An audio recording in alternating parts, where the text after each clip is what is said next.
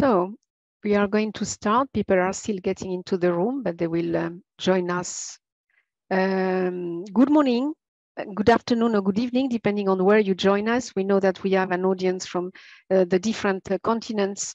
I'm Isolina BOTO from the COLEAD, who is one of the partners organizing these sessions with our colleagues from IICA. We are very pleased to welcome you today on a very interesting topic for both institutions and for all of us, which is the successes from innovative youth-led businesses and SMEs, small, medium enterprises in the agri-food sector. We work in agriculture, we work on agri-food. IICA is one of the major, and Allister will tell you more about that, agencies supporting agriculture in the Americas. We are ourselves COLEAD, non-profit association of private sector operators in the agri-food sector, which comprises entrepreneurs, SMEs, agribusinesses, and of course, we also work with research, policy, finance, and other partners. But for us, the young entrepreneurs, young farmers, young entrepreneurs, SMEs, and companies led by youth are critical. So today, what we want to discuss is successes, innovations, and learn from those and share with a wide audience, not only those who are today, but also with a follow-up. You know, we will be sharing the video and also some material about it. What we want to talk about today is also the opportunities that are in the region, not only in the regional markets or local markets, but also export markets. And now we promote both institutions actually, also, of course, primary production, but more importantly, value-added products where you can gain more, of course, value to the product, more income. The smallholders with whom you work with gain as well more revenues, and you create employment in segments of the value chain which are much more remunerative. And that's the enterprises that would present today as well. We would like to look, we will have the enterprises in the first part of our discussion, and the second part where Allister will moderate and conclude with you will be more on the ecosystem, the support organizations like ourselves, IICA-COLEAD and others, but we invite always partners we work with that support entrepreneurs in different capacities, be capacity development, technical assistance, training, finance, of course, links with research and others. So what we would like today to a bit discuss with you is the drivers, what understands the drivers of success of the youth-led SMEs in the agri-food sector, what innovations, technologies, knowledge, finance they have acquired, they need, what we can learn from them for others entrepreneurs like yourselves and partners who are in the audience, how to upscale, which is still a challenge. I mean, there are many innovations and successes in the field, but the scale sometimes remains a bit small. So IICA and ourselves, what we want is to upscale youth-led investments and also, you know, rural enterprises. And for our support organizations, what are the kind of incentives that can be provided to attract and retain the youth-led SMEs and smallholders in value addition in local and export markets? We really want to retain the youth that are already in the business, and we want to attract more. You know better than me that the agriculture sector is aging and has some a bit a negative image, which I think is wrongly. That's why we want to demonstrate that there is a lot of innovation happening in the field. You will have Allister GLEAN is the representative of IICA in Barbados. That is current role, but is very, very knowledgeable on the subject because he has a past of technical specialist that you don't lose by, you know, occupying a function. The opposite, you bring each time more layers to your knowledge. He's a specialist as well on from his former career on value chain, on agriculture, on trade and markets, which is what matters for the topics we want to do. We have in the audience normally also, in addition to entrepreneurs that you will see very active normally in the chat from different parts of the world, we also have finance institutions, donors, policymakers, etc. So our collaboration with IICA has been excellent in many parts, in many areas, including the sessions we organize now. The funding, I have to share that from our side on COLEAD, we are supported by the European Union and the Organization of Africa, Caribbean and Pacific States through a program that COLEAD implements, which is called FFM Plus, which means Fit for Market Plus in the current phase. So without major addition, Allister, you want to say a word on IICA now before you moderate the second panel, or you want to say it after? In the interest of time, I can always say it after. I will just introduce quickly and say IICA is the specialized agency for agriculture in the hemisphere, and we are led by Dr. Manuel Otero, and IICA is committed to this partnership with COLEAD to support business development across the region. And we are happy to be part of this session today, and we look forward to a dynamic morning of events. So with that, Isolina, I'll pass back to you and we can get started. And you come back to the second part. Thank you very much, Allister, again. So as I was saying, we start by 4 entrepreneurs. We will have Dominican Republic, Bahamas, St. Lucia. I will start by Marielos and Jose Alejandro, but it's Marielos who will be actually speaking today. And Marielos, Elsy ABREU is the co-founder of Cacao Mae in Dominican Republic. She, with her brother, actually, they founded the company. It produces organic, certified, and fair trade cocoa products with no fillers, no sugar, and no additives. The company sources raw materials from local Dominican farms, which support agroforestry in the cultivation of cacao. Like many entrepreneurs that we have in those series, their background is very diverse. They not all come from agriculture, but they are much welcome to join agriculture with the skills they have. So the skills of Maria is the marketing, which is very, very interesting for entrepreneurship development, but also export management, digital transformation, strategic management, and social networks. So everything that actually matters for being a successful entrepreneur. Anaya, she's from the Dominican Republic. So as you know, you can have Spanish interpretation and French interpretation, in addition, of course, to the English. You just have to go, I think Axel has posted it in the chat, but in the end of your screen, you have interpretation, a little globe, and you choose then your language, and you have the direct interpretation. Please, I give you the floor for 10 minutes. If you can appear on screen.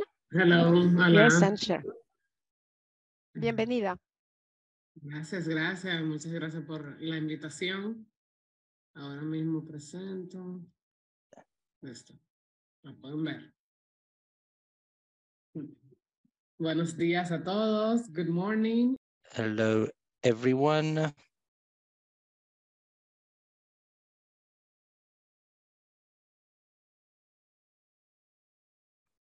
So I've already been presented. I'm the founder of Cacao Mae in the Dominican Republic, and it all started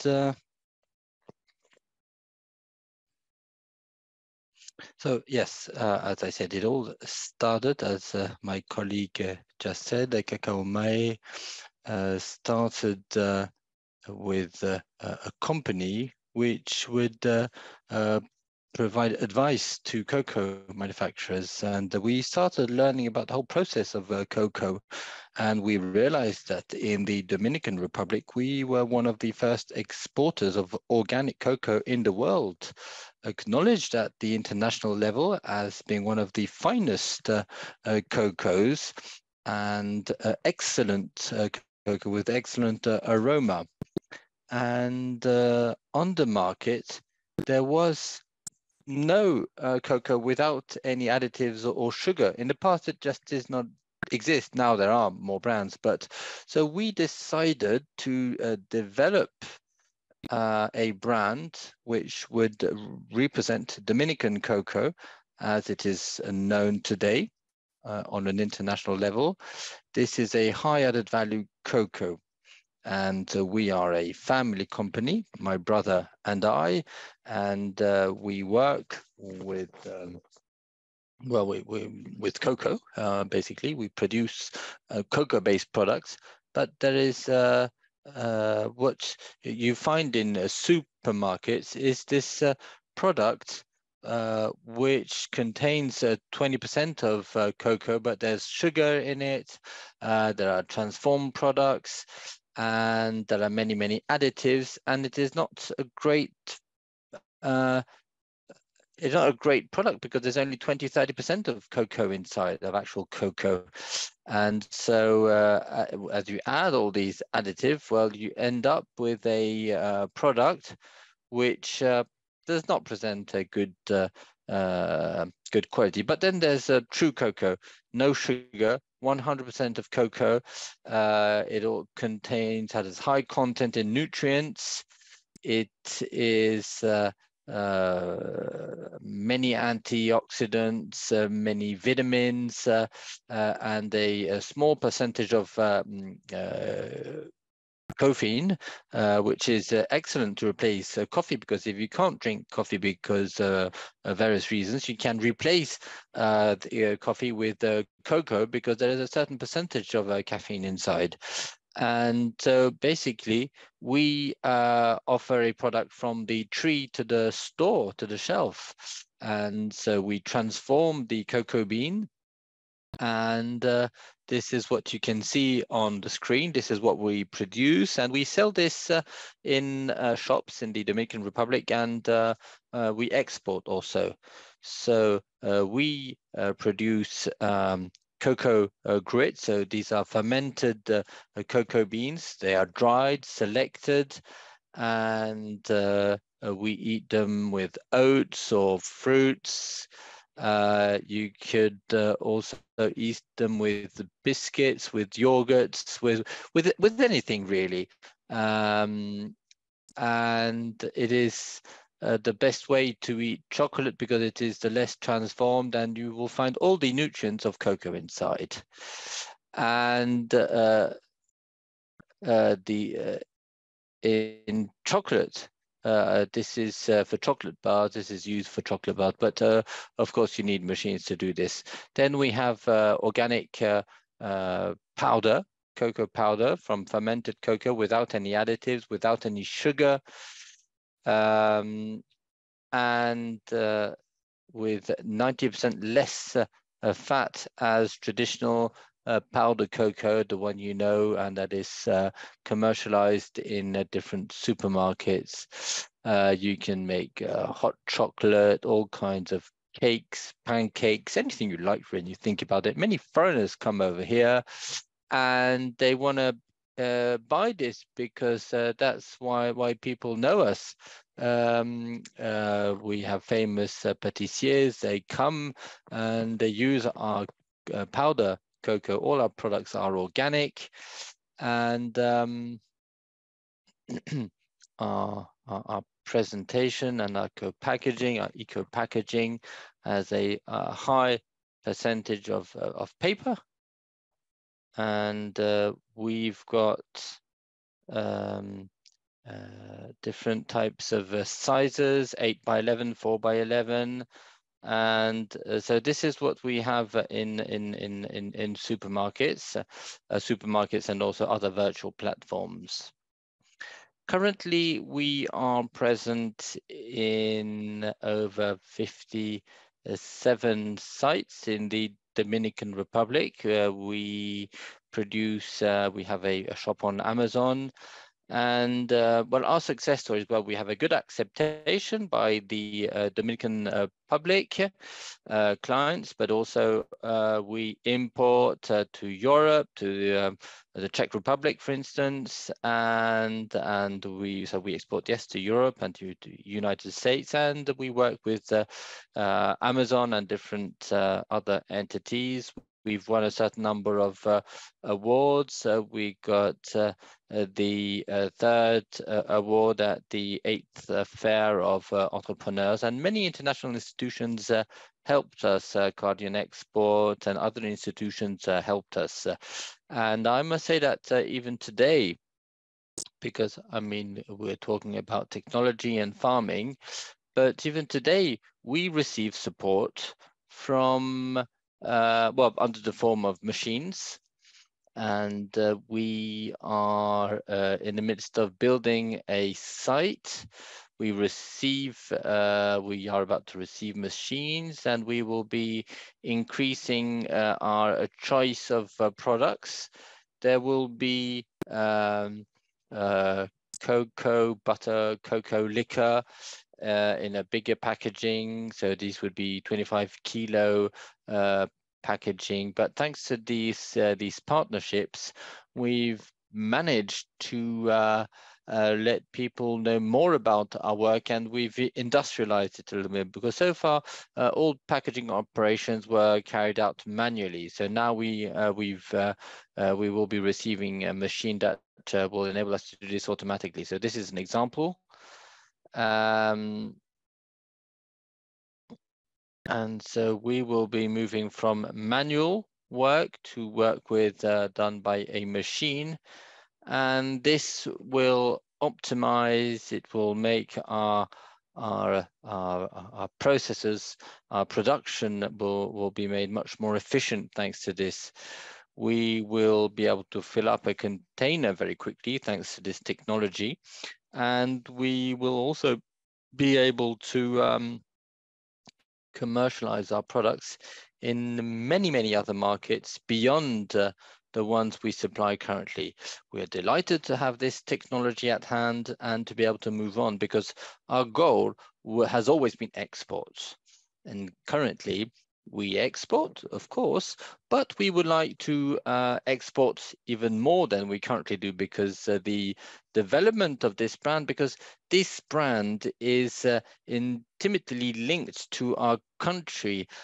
We want Dominicans all over the world to be able to find our products, find us, and we also want people from other countries to get to better know about us. Thank you very much for your attention, and I am available to answer any question you may have regarding different aspects of our company. You may get in touch with the co-lead and to get my contact details. Thank you very much for keeping the time, and for sharing as well this very good experience. And what you bring already is the need to have added value, organic, like certifications. So you have to specialize when you cannot be too intensive in production from small islands. Obviously, you have to specialize on niche products like organic, and also making contacts internationally and network. Allister will tell you in the second part how also we collaborate on virtual trade fairs, where we try to connect as well with equipment and customers and new buyers, etc. And also, of course, the networking part that you are developing. Very interesting products. Thank you so much, actually, for that. Thank you.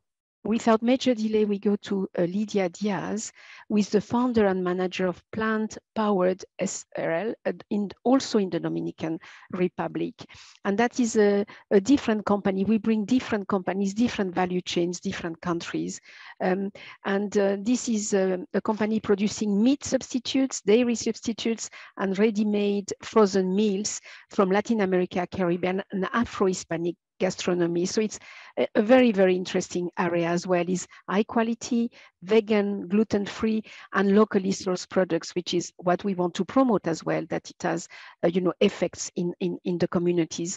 All our entrepreneurs have at some point, before they come or after they have come, really receive awards and prizes from many. So in the biodata that Axel is sharing in the chat, you will see also the prizes that Lidia has received for her company. Please, Lidia, the floor is yours for 10 minutes. Thank you very much.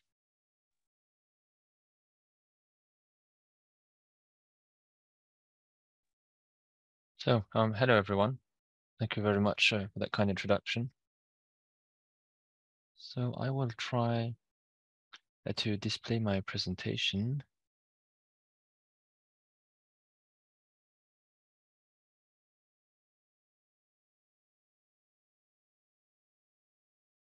Super, here we go.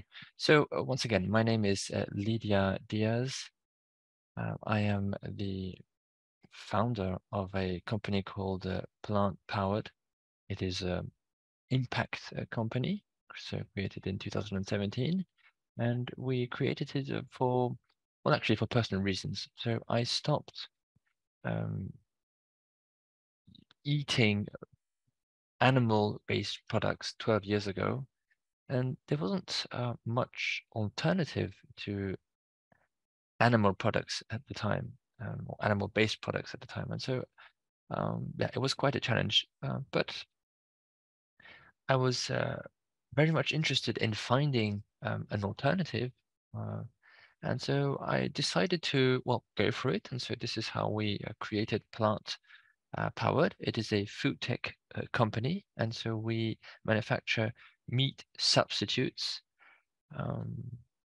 dairy substitutes also, and ready to eat products. So on top of that, we want to promote local gastronomy, the Caribbean gastronomy, all over the world, right? So you have here an example of a certain number of our products. You can see a burger, namely you can see beef ground. So with the Caribbean taste. So it's the sauce that gives the taste, obviously. Then you have a few examples here of more products that we manufacture. So we have a certain number of veggie products. We have gluten-free products.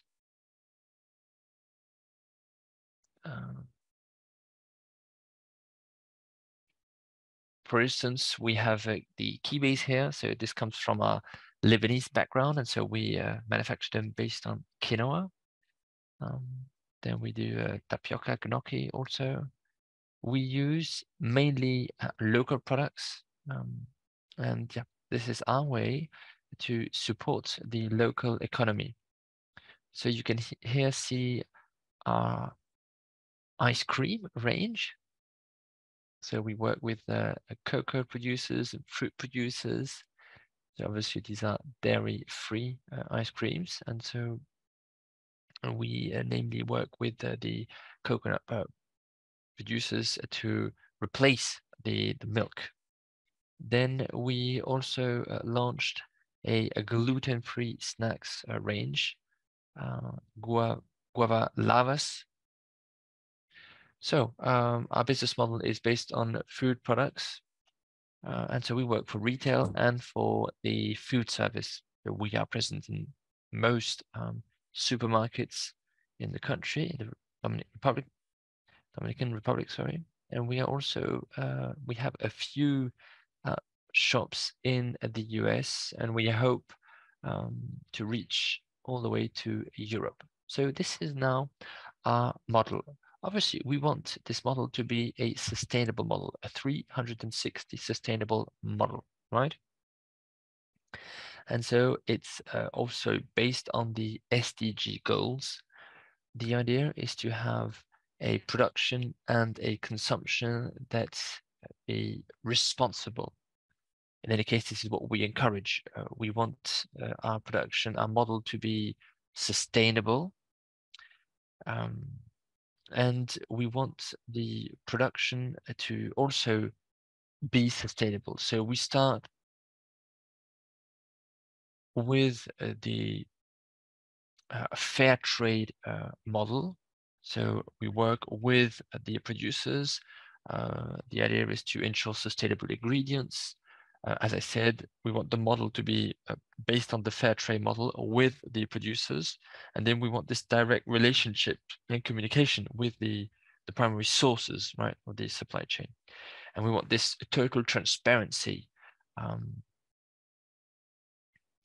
Then once every year, we publish a report regarding the sustainability of our model, of our products. It's kind of an impact report in a way, and it shows the efforts of the company to improve our model, to improve our consumption, and also how we support consumers to reduce their impact on the environment.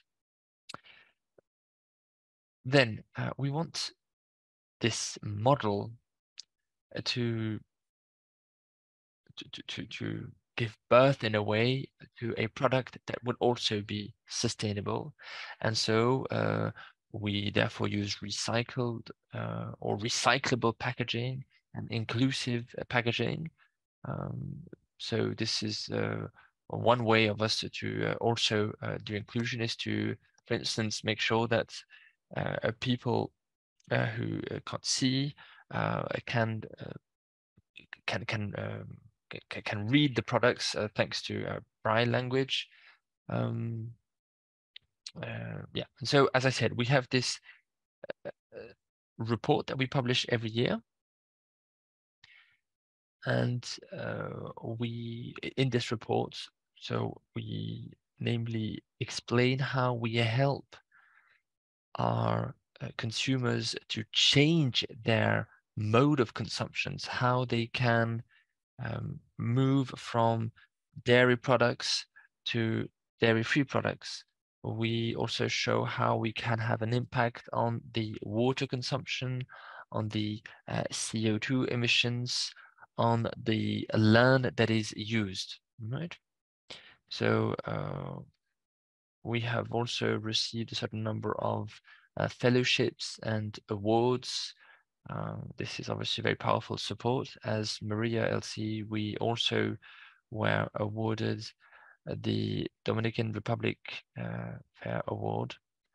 We were part of the top 500 best projects, right, for the Green Latin American Awards. We also were awarded the Cartier Women's Initiative Award. So this is a global award. And then with Caribbean Export, we also have had a lot of support, the National Trade Center, the Youth Eco Entrepreneur Awards. So yeah, so that was my presentation. Thank you very much. I'm very happy to answer any questions you may have. Thank you very much for your presentation. Thank you for keeping with the time. Very, very interesting. Very nice packaging. You would have seen already many nice comments in the chat. Really very nice. And of course, you demonstrate that you have to move on finding always new markets that respond to the consumer's needs. So vegan, gluten-free, etc., etc. This, I mean, in your case, it comes also from a belief, but it is also a business model that responds now to a really a demand and a market. So it's really very, very interesting in many aspects. And congratulations again for the many prizes. It also shows that you have to contact as many development partners as possible. You have mentioned ITC, Caribbean Expo. They are very close partners to IICA and ourselves as well. And you have each time to try to get, different support from different organizations, and is what we also promote. So really very, very good in a presentation. And I encourage, of course, the audience to pose already your questions as well to the panelists in the form of the chat. And then my colleagues and Allister, will consolidate them for the question answer service, for the question answer session, excuse me. So without major delay, we now go to Bahamas with Delphino, Gilbert, CASSAR.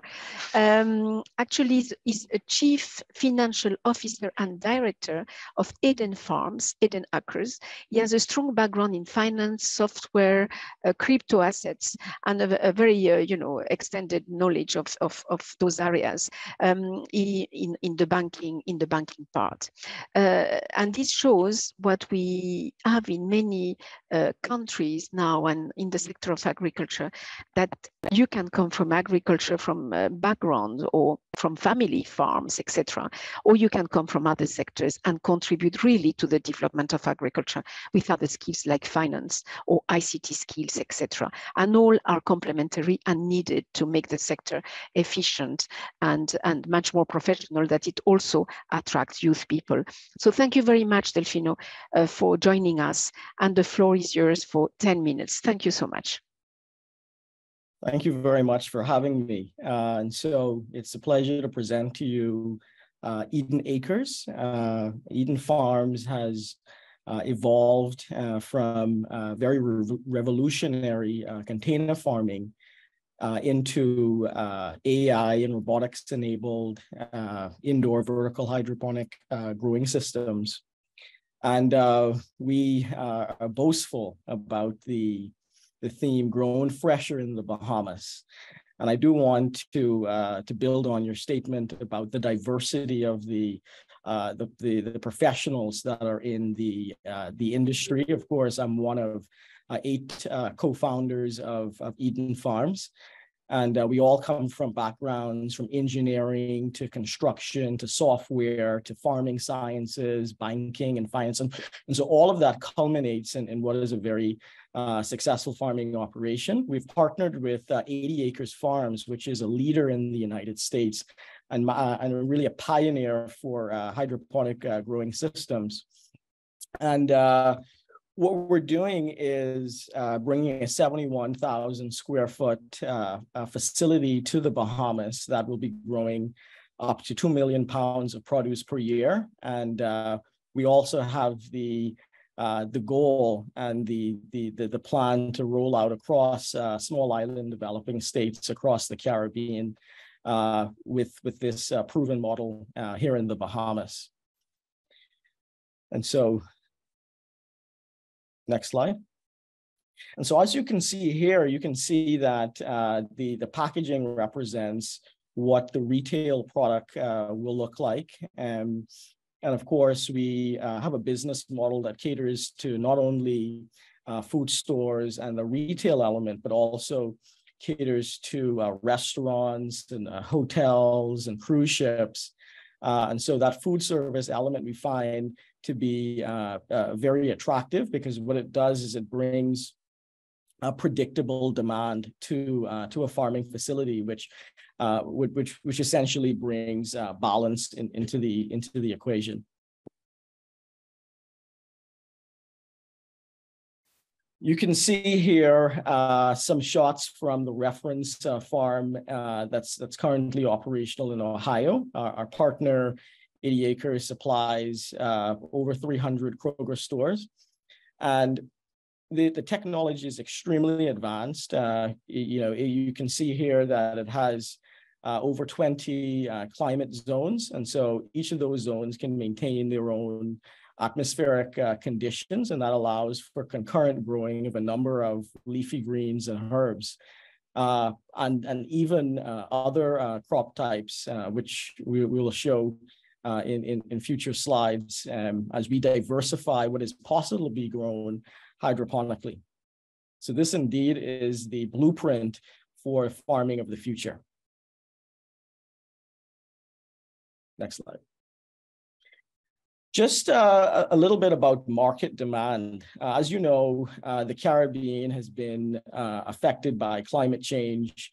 And so this approach to farming is carbon conscious, it is sustainable, and it essentially is hurricane resilient. And so when we look at these factors about national food security and the disruptions that can happen to shipping routes, this is a particularly important point that's being prioritized in the Caribbean. The market size is enormous. You can see just the population itself is 43 plus million. We have many very happy and jovial tourists that come to the Bahamas and across the Caribbean. So the market is certainly there to be able to sustain these methods. These are some of the challenges that the globe has as it relates to food production. And we find that through our system of Eeden Acres, we're able to actually address all of these from the population size expansion and onwards, food security, extreme weather, food safety. All of our products are non-GMO, pesticide-free, clean and healthy, farm to table, longer shelf life expectancy. And so these are the things that are important for everyone personally and also for governments. So this is a look at actually what happens now in terms of importation of produce. You can see about 14 steps here, from the farm to the packer, to cold storage, land transport, a terminal, trucking, the importer, another terminal, exporter. Eventually it gets to a regional warehouse, distribution, and so on. And so this is what is currently happening in farming now, and it leads to 161 billion in food waste annually. Often produce expires very quickly once it reaches the shelf, and most of the nutritional value, 45%, at least is lost by the time it gets onto your plate. And so in the next slide, you see what our model achieves. And so you go directly from the Eeden Acres farm to a retailer or distributor and into your home as the consumer. And so what this does is it leads to nutritional value capture, and it also leads to longer shelf lives for produce. So this is a show of a journey of two companies. Again, Eeden Farms, a pioneer in container farming, and also 80 Acres, a pioneer in indoor hydroponic growing. And this synergy is what has created Eeden Acres. But you can see that this has been built on quite a lot of strenuous and consistent research and development. And this is a bit of our journey here that you can see. Eeden Farms itself launched in the heart of the pandemic in response to some of the challenges the Bahamas had. And you can see that this partnership is leading to quite an impressive project that we anticipate to be on stream by Q4 of 2024 in our projections. Next slide. So this is a result of some R&D. Often when you hear hydroponic farming, you think about just leafy greens and herbs. Of course, we can grow up to 500 different crop types, from edible flowers to arugula to basil to cilantro, etc. But what R&D is positioning us to do is actually to commercially grow berries. You're talking about strawberries and also already cherry tomatoes. Next slide. And this is just a look at some of the happy faces. We are a gender diverse company. And so most of our very talented farmers are actually women that do farming and address. And this has opened up a whole field of what it means to be a farmer. You're talking about not only high tech, but also high value job creation. And so this gives you some insight into what inside one of the container farms looks like, as well as what the indoor grow facility looks like, and some happy customers holding their produce. Next slide. And so this brings us to the end, but this photo is a reflection of just some of the village that's standing behind this Eeden Acres project. And you can see prominently there our Prime Minister of the Bahamas, also our Minister of Agriculture. This just shows that this is not just a private sector, but also a public sector priority. And we look forward to joining hands with all of you as we bring this to life here in the Bahamas and certainly throughout the Caribbean. Thank you very much.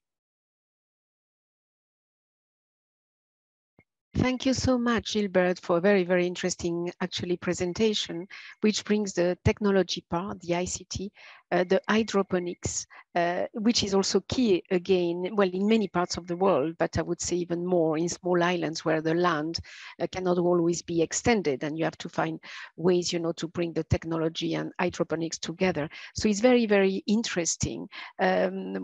And we actually, with Allister, it was one of our topics, and it's still one of our topics we want to deal with, hydroponics specifically. And we didn't find many experiences, in the region, either at a very, very low or too costly, too big, which are then not driven by actors of the region. So this is very, very interesting. So I really encourage the participants to link with you, to learn from that experience, but because we receive requests systematically in this same area. So please do that, and including, you would have seen from the chat that we have many participants from Europe, but also from Africa and other continents, and is also a very big demand. And there are already collaborations as well on South-South. So it's really very interesting. Thank you very much. Pose your questions, please. Yes, pose your questions. I see already many that you can start looking, and Allister will bring them. Our last entrepreneur presentation in this first part before Allister takes over is Kashar Daniel. We go now to St. Lucia and with Fresh Harvest. So Kashar is the managing director of Fresh Harvest, which is a farm which focuses on sustainable production of food. She's, of course, you will see a youth agriculture advocate. She's the treasurer for the St. Lucia Agriculture Forum for Youth, in addition to her business, let's say, work. And she promotes really involvement of youth, which is, I think, something that brings us together today in the agriculture sector. She has, again, a business and marketing background. She really advocates for agriculture, but also for women. Agriculture in a way that making it cost-effective, simple technologies, and really supporting the small and the average farmer, but also supporting women. And when we talk about youth, for IICA and for ourselves and all of you, of course, is young men and young women. So please, Kashar, share your experience with Fresh Harvest in St. Lucia. And I thank you again for joining us as well. Good day, everyone. Thank you so much. Thank you so much for allowing me to present today. I am the managing partner of Fresh Harvest, which is a 4-acre farm located in one of the main agricultural regions in the island of St. Lucia. My start into the industry came on the heels of my parents retiring from the banana industry, and my partner and myself, who has a background in software development, decided to come and transform the holding to incorporate technologies that is cost-effective and simple, while maintaining that open field production concept. Next slide, please. So our vision is to make contributions towards food security and the health and well-being of the people of St. Lucia, and also to inspire a new generation of farmers. And for us, that is very important. As we all know, the aging population of the industry is a serious issue in the region, especially for persons or areas who aren't able to access those, I should say, like the presenter before me, more urbanized gardens. Our mission is the sustainable production of quality and safe produce without harm to the environment through the use of technology and good agricultural practices. Next slide, please. Our business model is one where we try to supply the local markets in an attempt to reduce our food import bill. That was very important to us from the onset, to allow us to achieve food security in the region. So we provide our produce, which is mainly cabbages, bell peppers, and pineapples, to our retail market. And also we sell directly to customers, where we do specialty items such as sorrels and bottled coconut water, as well as cherry tomatoes. And of course, this comes with a higher price point, allowing us to offset some of which may have been lost in the business-to-business transactions. Next slide, please. An important linkage for us or partnership would have been with Eeden Agrochemicals, which is a local agrochemical company here in St. Lucia. This partnership is very important as it allows us to conduct on-farm chemical trials, as well as providing training opportunities for the agriculture forum for youth. And actually, we have a session coming up on this Saturday in Prestige Nutrient Management, where we'll be showing them the applications of these fertilizers into fertigation systems. For technology and innovation, against a backdrop of climate change, one of the things that was very important to us was being able to use our water very efficiently. And we made significant investments in that area in setting up proper irrigation systems where we have rainwater harvesting and storage. Our water is derived from 2 streams on the property, and with one of the streams going completely dry in the dry season, that would be for 3 weeks and towards the end of May, this one's actually. And to offset that, we had to build a water dam in order to be able to have enough supply to carry us throughout that period. And what we found out was that in the construction of these water dams, we had to make sure that we allowed the excess water to overflow back into the rivers so that we were not compromising the ecosystem in any way. And under our irrigation techniques, we have a mixture of timers, gravity-fed drips, fertigation systems, and also a new feature that is coming up is our water flow sensors. When it comes to our growing techniques, we use both open field, grow bags, hoop houses, which will be demonstrated in the next slide. As you can see here, this is our irrigation setup with our water catchment area, our irrigation lines, our fertigation system, and the hoop houses. Next slide, please. And again, just some more images about our production in the field. Expansion and next steps. We are working towards installing our smart irrigation system.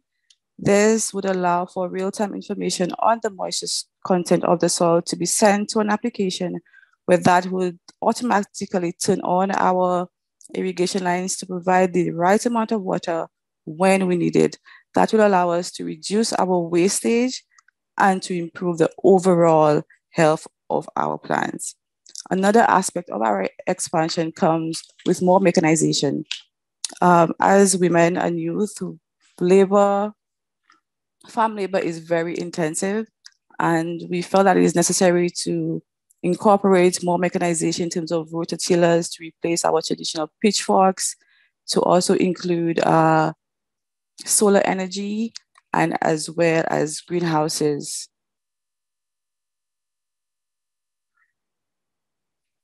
Another aspect of our expansion strategy is being able to tap into the various stages of the production process. So from the seedling stage, we were able to provide seedlings to other farmers. We have our, of course, food production. We're hoping to be able to scale our smart irrigation system and to provide that service and that product to other farmers as well. And the hope also is to dive into a bit of agro-processing, where we'll be able to reduce a lot of the food waste that is happening in the industry. Some of the areas that contributed to our success, I would say, will definitely be the reduction in the time spent doing farm chores. I am fully employed, and then my mornings were made up of getting up at 5 a.m. with a garden hose, trying to water as many plants as possible to make it to work by 8. That proved to be very difficult sometimes, and my employers were, although a bit patient, not happy that I was getting to work so late. And the introduction of this irrigation system allowed me to really remove the burden, or to lessen the burden of the amount of time that I would have to spend on the farm doing chores. It also allowed me to decrease my reliance on farm labor. In the region, especially in St. Lucia, it is very difficult being able to find value for money in terms of employing persons who are able to provide good work. And from these innovations that we have really been able to implement, it allows us to reduce that reliance. And as well, our cost of production, although the initial setup of our irrigation system was a bit costly, throughout the period of time, I was able to reduce labor costs, as well as other costs related to the actual production in terms of agrochemicals and fertilizers. Next slide, please. Support needed. As I mentioned, my business partner has a background in software development, and we're really hoping to scale on this smart irrigation system to be able to provide it to other farmers. I think the focus for us was more on incorporating those technologies as opposed to the actual production, and that really hindered our ability to maximize our production. We are a very small business and very little human resource. So being able to build our capacity in terms of applying more renewable energy techniques and scaling this smart irrigation system will help drive or push the business forward. And also currently our production space or pack house is in need of retrofitting, which would allow us to be more efficient in terms of our post-harvesting techniques and being able to get produce off to the market. Thank you so much for allowing me to present to you today, and I am open and available for any questions.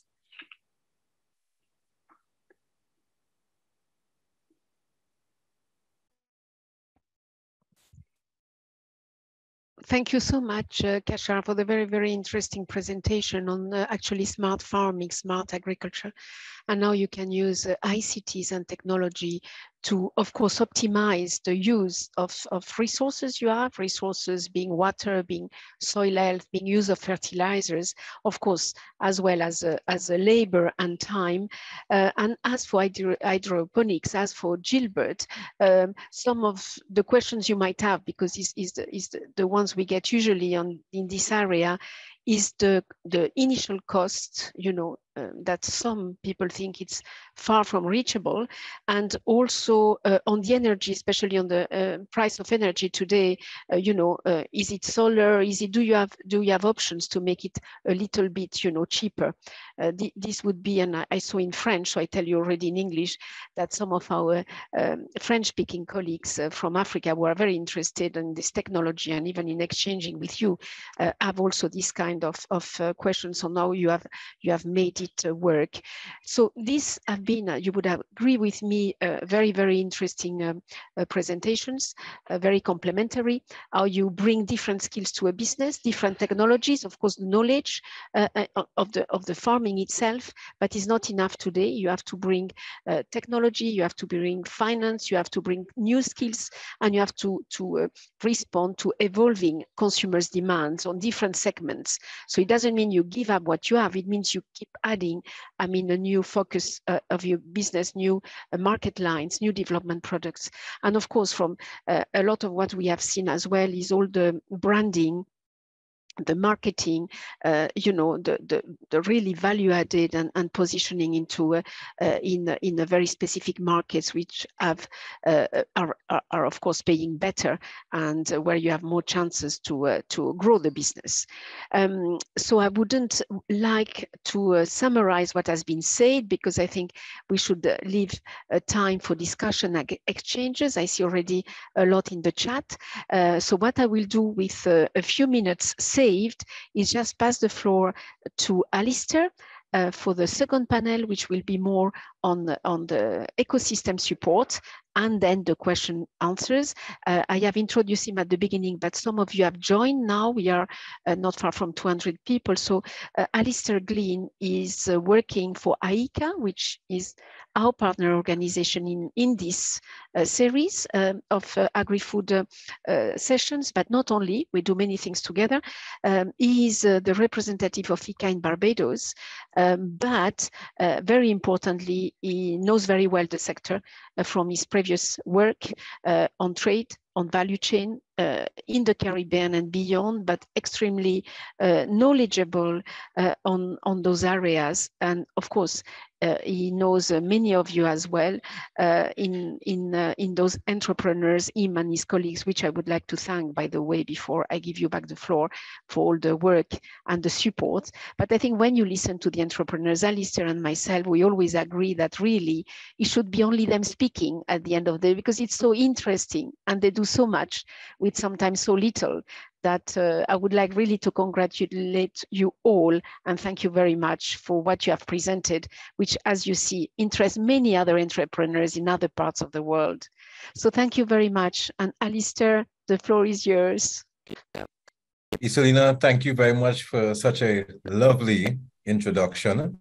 Again, welcome to all the participants, attendees to this special webinar where we're focusing on youth-led businesses in agriculture that are of innovative and dynamic nature. It's great to see we have participation from all parts, from Africa.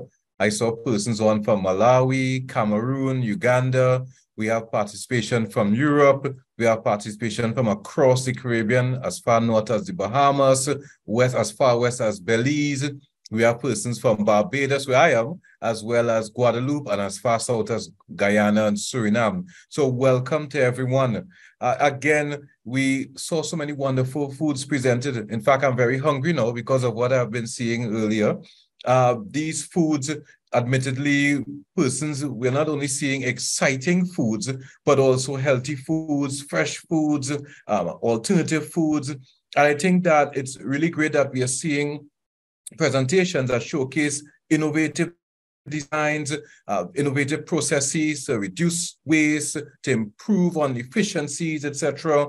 And clearly a lot is taking place to supply local and overseas markets. And more importantly, as we've said from the beginning, these businesses were started or managed right now by dynamic young agri-entrepreneurs, and they're utilizing the technology. I think it's important for us to recognize that as a region, the Caribbean region, we want to focus on food security. And I think all these presentations are showcasing the efforts to supply food from local sources. And that is exactly what we want in the region. And just for information purposes, I should share that our governments are focused on reducing the regional food import bill by 25% by 2025. So it's commendable that we are seeing a lot of work being done by these businesses. Many of them are of a micro, small, and medium-sized nature, and they're contributing to food security across the region. And as COLEAD and IICA, we have this dynamic partnership where we are seeking to build businesses across the region. And importantly, we have tried this year to focus on various groups, the women. And interestingly, we have seen these presentations dominated by women today, in fact. And today we are trying to focus specifically on the youth. And Isolina would have shared going forward, we're going to look at specific value chains. I think it's important for us to recognize the partnership between IICA and COLEAD. And I think by us coming together, we can showcase what is taking place across the region. We can build support for the entrepreneurs, because ultimately that's what we want to do. Build support for you, the entrepreneurs, get consumers on board to support local produce, and generally to promote the work of the entrepreneurs.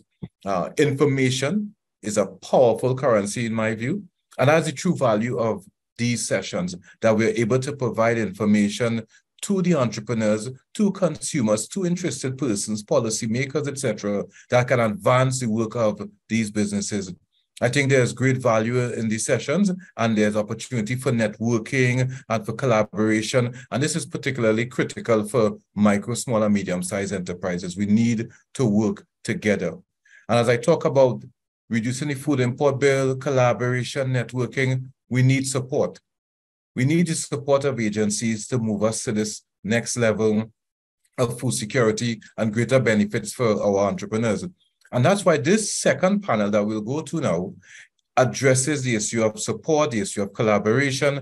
And we have 3 dynamic agencies from across the region who are going to tell us what they do to support youth in agribusiness, youth in entrepreneurship generally. And as I said, these 3 agencies are equipped and mandated to work with young entrepreneurs. Now, the networking component, as Isolina has been stressing, is critical, and we're going to hear from these various agencies how they support these efforts. So, without further ado, let me pass over to the presenters. We're going to have a slight shift in the program. I'm going to introduce, first of all, Ms. Teesha MANGRA-SINGH. She has to leave shortly, and Teesha is all the way in Japan. And she has given up her time to join us today to present what is taking place in Guyana. So if you allow me to, I will say that Teesha MANGRA-SINGH, she's the CEO of the Agriculture and Innovation Entrepreneurship Program, the AIEP, out of Guyana. This is a program that's fully financed by the government of Guyana, and it aims to reduce the importation of high-value crops while providing incentives to youth to start their own agricultural enterprises. Again, going back to the old issue of reducing the dependence on imports. Now, Teesha is a dynamic and wonderful pioneer in the area. She's a young person herself, as we can see on the screen, and she's committed to driving innovation and sustainability in Guyana. Throughout her leadership positions in various organizations, including One Guyana Agriculture Incorporation and arms of the CARICOM, she has refined her strategic planning, financial management, team building, and stakeholder engagement skills.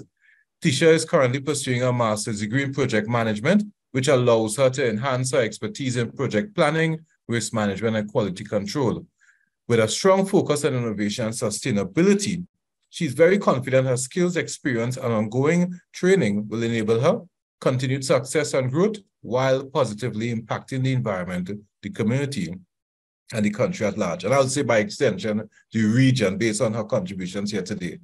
Let me pass the floor to this wonderful and exciting pioneer in Guyana to share for 10 minutes. And let me just remind all the presenters coming forward, we are allotting 10 minutes time for each presentation, and we are asking persons to place their questions and comments in the chat, which we'll address subsequently. With that said, Teesha, you have the floor. Thank you so much, Allister. A pleasant good day, and I'm honored to be a part of this Agri-Food Business Series. Thank you, IICA and COLEAD, for having me. Thank you so much for the introduction, but I am humbled to be the CEO of One Guyana Agriculture, Inc., which is currently fostering the Agriculture and Innovation Entrepreneurship Program that is aimed to train and empower young persons to become successful agribusiness owners and contribute to the increase of domestic production and reduce the importation in Guyana. Thank you.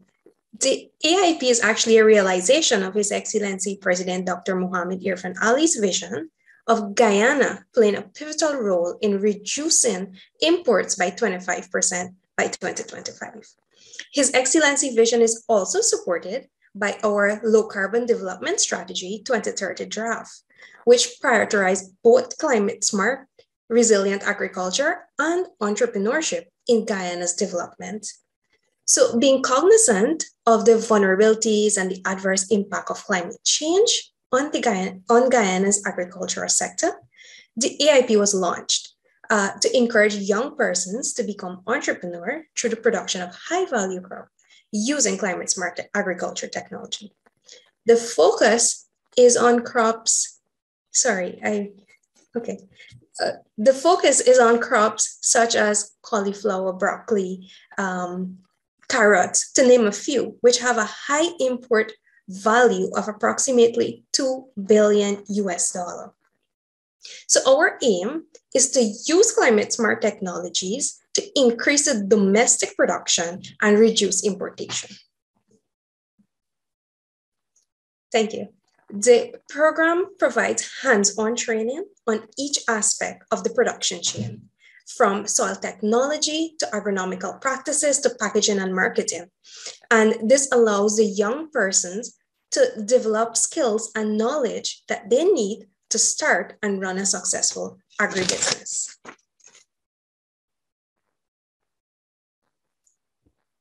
Thank you.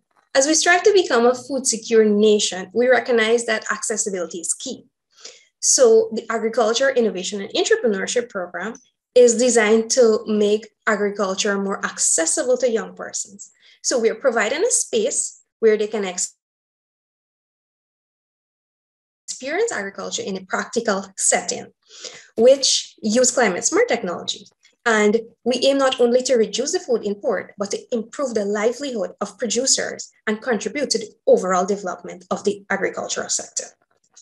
As mentioned, AIP predominantly, sorry, you can go back to the other slide.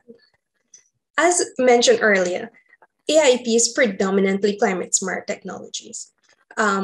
So we use it in the production of our high value crops. Our entire farm utilized shade house technology, and we use elevated boxes, fertigation through drip irrigation, crop rotation, controlled seedling production, trellising for crops such as tomatoes and sweet peppers. We integrate IPM in our daily agronomical practices using pheromone traps, repellent plant, and biopesticide. And we also utilize sensors to measure rainfall, sunshine, and the wind speed. So by incorporating this innovation and technology into AIP, we were able to stay competitive on the market and be consistent. So we were able to produce all year round while enhancing the crop quality and the yield. AIP, you can go to the next slide, thank you. AIP was able to build shade houses countrywide for a youth-based group and organization to further promote agriculture and its importance. The project has increased the number of youth who are actively engaged in agriculture, and more than 75% of all the participants now have an agribusiness, which has taken us closer to achieving our goal of the 25 by 25 initiative. Hence, the program does not only focus on the economic and the social benefits, such as job creation and increase in food security, but it also promotes and fosters sustainable development. AIP currently supply the local market, especially the hotels and restaurants. However, we were able to influence the market by producing high quality product at a competitive price. For example, when we approached the market, lettuce was wholesaling for $160 to $200 Guyana dollars for small heads. Because we are an innovative team, we were able to produce bigger heads at competitive price with better quality. So competitors were forced to produce quality good at competitive price. Today, there's quality good on the market at a lower price because of our presence in the market space. So we're increasing disposable income for our consumers. I am honored to be part of this program, and I believe that it will play a crucial role in achieving our goal in reducing food imports by 25% by 2025. I'm confident that young people who participate in our program will successfully own or become agribusiness owners and contribute to the growth and development of agriculture sector. Thank you so much for your attention. I, however, wish to extend my deepest apologies that I cannot stay for the entire question and answer segment, but I have shared my contact information with the team and you can reach out to me at any point. Thank you so much. Teesha, let me thank you for that presentation. That was really awesome. I'm excited for what I've seen there. Clearly, a lot is taking place in Guyana. It seems that you all are doing a lot with the innovation technology. I see you all are working with persons to introduce fertigation, drip irrigation, etc., building of shade houses. What I found interesting is that you said so over 70% of the persons in your programs now have agribusinesses. And more than that, having an agribusiness is good, it's fantastic, but you said you're influencing the market. You're getting the produce into hotels and high value markets. And more than that, you're influencing prices and getting persons to be more competitive, getting the producers to be more efficient. And I think that bodes well for the development of the sector. And more than that, enhancing food security in Guyana. And it is hoped that that can extend to the rest of the region. And I'm a regional person, so I want to push that regional component. So Teesha, we want to thank you for your presentation. I want to encourage the attendees to get in touch with these agencies, to get in touch with the various producers and the presenters generally. I saw some persons asking how they can get the products. I would encourage you to email, to contact the various presenters, Teesha is going to provide her email and we're going to put it in the chat for you. We want to also encourage you to follow the different agencies online, Facebook, social media. I can tell you COLEAD is on social media as well, Instagram, colead.link. IICA is there as well. Follow us on Instagram, get more information, follow the various agencies to get more information and to be part of this whole development process. Again, Teesha, we want to thank you for your presentation, your participation, and whatever questions we get, we can forward it to your email or we can try to get in touch with you. So we're going to move on to our next presenter. Our next presenter is a passionate and dynamic leader, a visionary, very results-oriented individual. He comes from Trinidad and Tobago. I would like to introduce Mr. Shedron Collins, the General Manager of the Youth Business Trinidad and Tobago, YBTT. From the very beginning when we conceptualized this program, Shedron came on board and was very interested and committed to participating here today. He has over 14 years experience in the field of entrepreneur support and has consistently made a positive impact on communities by fostering youth development. He has also been engaged in providing mentorship and delivering comprehensive entrepreneurial support to the various stakeholders in Trinidad and Tobago. With a strong academic foundation, economics, and project management, he brings a unique blend of theoretical knowledge and practical expertise to his role as GM at the Youth Business Trinidad and Tobago. Shedron's notable achievements include successfully leading and establishing the design and implementation of the YBTT's Jumpstart Incubator and Accelerator programs. These initiatives have been instrumental in equipping aspiring entrepreneurs with the essential knowledge and skills needed to achieve their business goals. I should also say that Shedron's expertise in economics and project management have played a pivotal role in developing the programs identified earlier, ensuring their effectiveness and long-term impact. And that's why I stress he's very results-oriented and no-nonsense person. He's driven by a passion to create a better world through his personal mantra, which is too many persons looking for a better life, too few people looking to make life better. And I think that's why he's here today. So Shedron and YBTT's vision are to create a sustainable future through entrepreneurship. With that said, let me pass the floor to Shedron to deliver his 10-minute presentation. Shedron? Great. Thank you, Allister, and thank you, IICA and COLEAD, for having me. All right, so let me set my 10 minutes on my timer, right? Just to make sure that we hit here.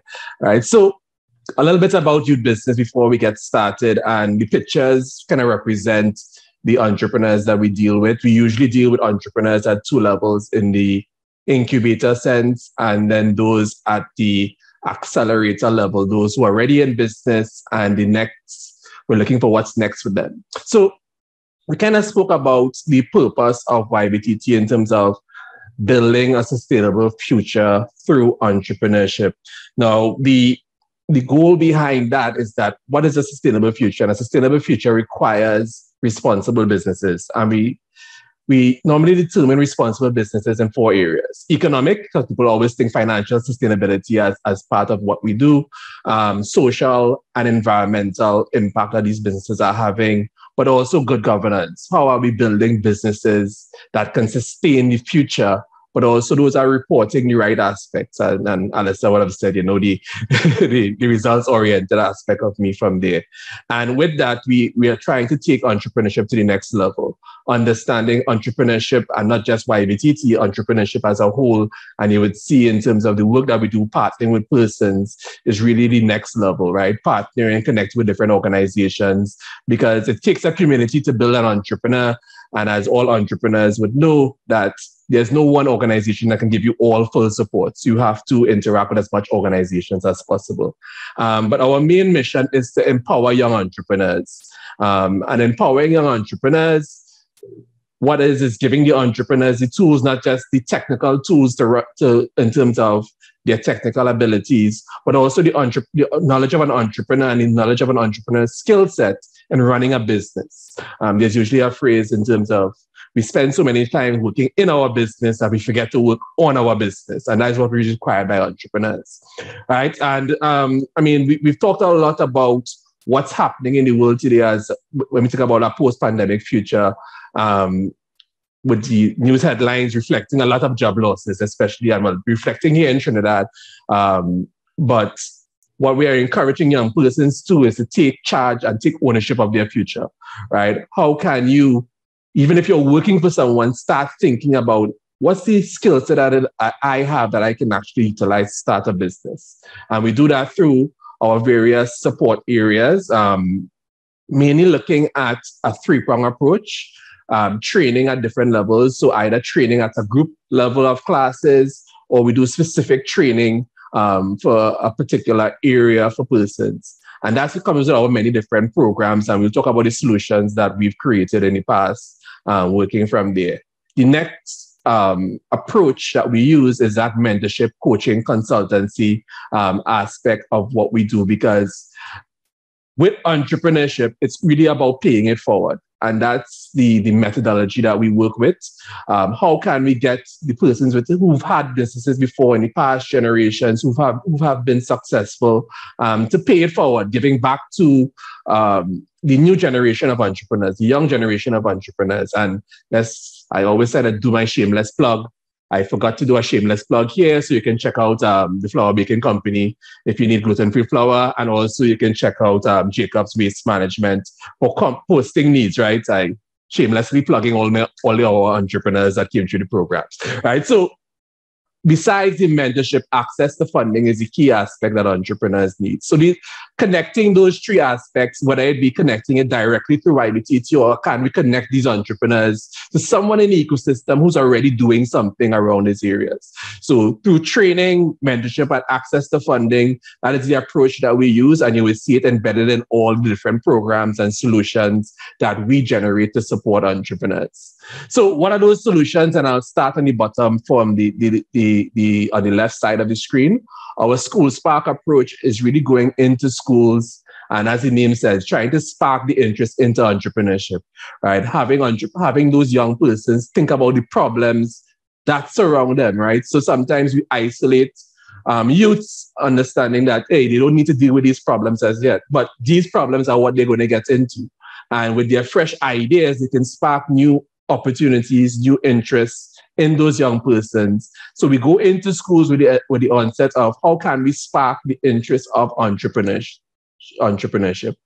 At the next level, which is our Jumpstart program, how do we turn those ideas into what we call MVPs, right? The most valuable product or service that can be created from there. So you have an idea, but how do you structure that idea? And through our Jumpstart program, we usually use a bit of training. So we talk about how do we create and help persons understand themselves, right? So you can make sure that the business that you're starting is the right idea.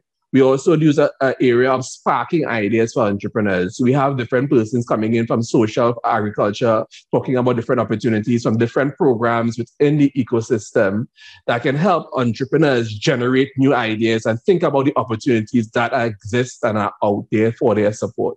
So once we've sparked those ideas, is now how do we confine those ideas into a business model? They can do a business plan, yes, but we always use the business model canvas as a way of them thinking, and then back end that with the experience of mentorship. So how can we help entrepreneurs support other entrepreneurs from there? And then always we use growth workshops, and you'll see a series of shameless plugs when I'm talking. We do have an export series coming up with export, with Exim Bank coming up at the end of this month and in July. But the idea here is looking for what are the needs of entrepreneurs as growth opportunities. We're thinking about what they need. So we had cash flow management workshops, and then thinking about exporting. So we're going to have a series of export workshops as well. And then once you've started the business, you want to think about how can you accelerate. Now we have various accelerator programs are for persons who are already in business. You cannot have a foundation. You're not at the idea stage anymore. So you cannot have a concrete idea of where my business is headed and what the business is. So now our idea is coming in, how can we support this person to help this business along the chain? Because that few early stages of the business, that year 3 to year 6, where you're still trying to navigate because you've kind of figured out this is the business that I'm in, but how do I navigate growth, manage employees the first time, or I'm exporting for the first time? So you're thinking about all those new growth opportunities and how do I deal with that? And like I said from before, we are part of an entrepreneurial community. So we are the global entrepreneurship lead for Trinidad and Tobago, which our real mandate there is to get as much players within the ecosystem to host different events and activities. And then we're part of Youth Business Caribbean, and you'll hear from my colleagues in Barbados after, which really focuses on how do we connect different Caribbean entrepreneurs to get them to work together. And then obviously, again, another shameless plug, as I indicated, you will see on the right-hand side a couple of our alumni, and you can always check out our website, ybtt.org/our-alumni. You can check out a little bit about their information and get directly in contact with some of the alumni and their services from there. Right, so in the last 2 years, so we're looking at the post-pandemic, in the pandemic times, and then we're looking into the post-pandemic aspect of what the program support at. We were supported at that incubator ideas to product stages of 72 entrepreneurs, moving from idea stage to actually having a business. We would have 45% of them, which is a kind of critical stage to help persons try to figure out, is entrepreneurship for me in the first place, right? And what goes into taking and running a business. But we're happy to know that all those who have started business, at least in the 2 years, 98% of them are still running, with additional 30 jobs being created by those entrepreneurs, right? And at the accelerator level, we would have supported 44 businesses, 88% of them experiencing one area of growth. And we talked about growth as increasing their capacity, either exporting or even hiring new staffs as well. And we talk about the job creation. So making sure that not that we're saying, yes, this is what we do, but we actually have data to support that we're actually doing it sufficiently enough for other entrepreneurs. And yeah, I guess, don't forget, if you're in Tobago and you're looking for honey, you can check out Charette as well. That's another shameless plug for me. But our last shameless plug is to follow us on our social media pages, Facebook, Instagram, and our websites, where you can find out more information. And you can always just email me at entrepreneur.org from there. Our solutions vary and change as much as possible, depending on what we see are the opportunities and depending on who we partner with and what we can encourage and support young persons in from there. So our mission, again, is to empower young persons to build profitable and sustainable businesses with the goal of creating a sustainable future through entrepreneurship. Thank you. Shadran, let me thank you for that presentation. I'm smiling because I like how you do your shameless promotions, because that's something I would do as well. I really enjoy you promoting the participants in the YBTT's activities. I think that's really commendable of you. I must also speak to the fact that YBTT, or 3 pillars, basically training, mentorship, and access to funding. I think that is important for us to note, because we often do the capacity building, we often do the support, but the capital is something that the entrepreneurs really need. And it is really commendable that you all are focused on those 3 pillars. And I like the fact, and I think we all appreciate, that there's continued interest on the part of YBTT, and I suppose the other youth business supporting agencies, to explore job creation. And it is important for us to also note the value of working with the schools to create entrepreneurs from that level, from that young age. I think that is critical if we are to move forward, and particularly for us in the agribusiness sector and us in the food and business sector, food and beverage sector, we would want to see young entrepreneurs coming up. And it is also something to note that you all are working with persons to go from idea stage to actual business. And your figures, the metrics you provided, really commendable. 45% from the idea stage to actually starting a business, that is noteworthy. And 98% of the persons who you all worked with are still in business after 2 years. And I think that's something that should be applauded. And more importantly, I think as we go to the next presenter, the value of partnerships. You all are not just working by yourselves in Trinidad, but you all have a regional network. Barbados is also on board, and I suppose our next presenter will speak to that as well. And we can get all players to support young persons who want to get into business. And here we are focusing on agriculture and agribusiness. So folks, as Shedron would have said, let's follow them. I think even if you're from other countries, you can follow them, you can ask for information, you can benefit from the expertise of YBTT and the other agencies. So please follow them, look to their website, get information, ask questions. Again, let me reiterate that all presentations and the recording will be shared to the attendees via email. So look forward to that. And again, I want to invite you to place your comments and your questions in the chat. Thank you again, Shedron. So let me go on to our final presenter this morning or this afternoon, depending on where you are. And I want to introduce Mr. Gregory Ferguson, the financial advisor at the Barbados Youth Business Trust, the BYBT. This is the money man. This is the guy who is going to make the money available to young entrepreneurs and particularly, I hope, young agri-entrepreneurs. Since joining the Barbados Youth Business Trust in 2014, Gregory has worked in business support and development with youth seeking to start or strengthen their businesses in various sectors. Of course, agriculture is one of them. Gregory has gained experience working on loan portfolios and grant applications, conducted trainings, and has engaged in a lot of training for himself, regionally, locally, supporting other stakeholders, etc. And I would also want to say that prior to joining the BYBT, Gregory earned a bachelor's degree in banking and finance at the Caville campus at the University of the West Indies here in Barbados. He's dedicated to helping others getting started in business, particularly in supporting young persons between the ages of 15 to 29, the youth, who struggle in the area of self-discovery. And I know that's something we heard from the previous presenter as well. Gregory believes that everyone has their own talents, and it is our responsibility as stakeholders, as support agencies, that we should support these young persons. And as good citizens, we should also ensure that everyone is given the opportunity to use their talents for the benefit of society and for themselves. With that said, let me pass the floor over to Gregory to deliver his 10-minute presentation. Gregory, please proceed. Thank you, Allister, and thank you, IICA.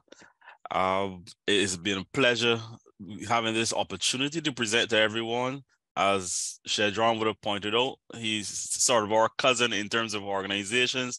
And so a lot of the information here will be relatively similar in terms of our methodology and our thinking. And so we move on from there. BYBT is a sort of a youth organization. We were set up to solve a problem of youth not having enough support from their communities, from their families, from whatever position that they would have come from, because we recognize that not everyone is born with the same opportunities. We're a not-for-profit organization, charity, that was geared towards helping persons realize their dreams of entrepreneurship, although they did not have all of the opportunities that they would normally have in terms of privilege and what's not coming up. We focus on underserved youth in that way. Our features or focus will sort of change, and therefore many of you might see that we have a new logo as well. And that is intentionally done to expand our reach to pass the ages of 18 to 35 and go into the adult stages where we have more mature clients that we would deal with that also need the assistance as well. And so that's a bit of our background. We were part of the developmental goals of Barbados, and therefore we approached it in that way. Our vision, as you might have would have recognized by now, is to be an innovative development organization with a reliable customer-centric approach, and customers being our clients, those who we would want to succeed in entrepreneurship, which is the first choice for providing high-quality products and services that nurture successful global entrepreneurs. Our belief is that we focus on the entrepreneurs and creating sustainable businesses, just as Shedron would have pointed out previously. And by sustainable, we understand what that means by now. Our mission, we are a people developmental entity using a holistic approach. So we don't just focus on the business. We believe that the person needs to be paid attention to, and therefore a successful person will be able to lead a successful business. Many of the services that we would have created over the years were geared towards helping the entrepreneurs develop these types of businesses that they can feel pleased about. We would have gone into several different sectors. One, entrepreneurship support model takes a three-pronged approach. We look at training, we look at financial support. Yes, Allister, it's not just money, but we also look at mentoring and aftercare. Many of the businesses will say, well, look, I need money, but very often you look at their planning and their ways of doing things, and they could do a bit more attention there as opposed to simply just throwing a check at them. We offer business mentorship from a one-on-one perspective. We also do it in a group setting because sometimes businesses, like-minded businesses, may be able to offer some support in that way. We do progression mentoring. That is, the persons that are a little bit more advanced and will need a bit more guidance. E-mentoring, we recognize that not everyone can come face-to-face, and therefore you can interact with them over the internet. Thank goodness for technology. There's also the specialists, those people who want precise mentoring in terms of what things that are not just general, but things that specific. Let's say, for instance, your taxes, or you want something in assistance with contracts or anything of that sort. Those things are along the line of specialist mentoring. And then there's the cluster basis where, let's say, for instance, persons are in the industry of bag making, just use a simple approach, or cosmetology or something. We would bring a group of you together and we compare notes more or less and have that kind of a peer mentoring going on. Then there's a needs basis. Needs and competency-based training is something that we recognize aligns very well with our training. Many persons will be familiar with the TVET way of training, where you look at the competency of the persons that are involved and trained, and therefore you don't just look at the theory, you look at the practical approach. And people, yes, we all have the knowledge, but we want to know how to apply it. And therefore that kind of competency-based training allows for a person to tap into their talents and their experiential learning, as we call it, so that they can take advantage of it and earn a living for themselves.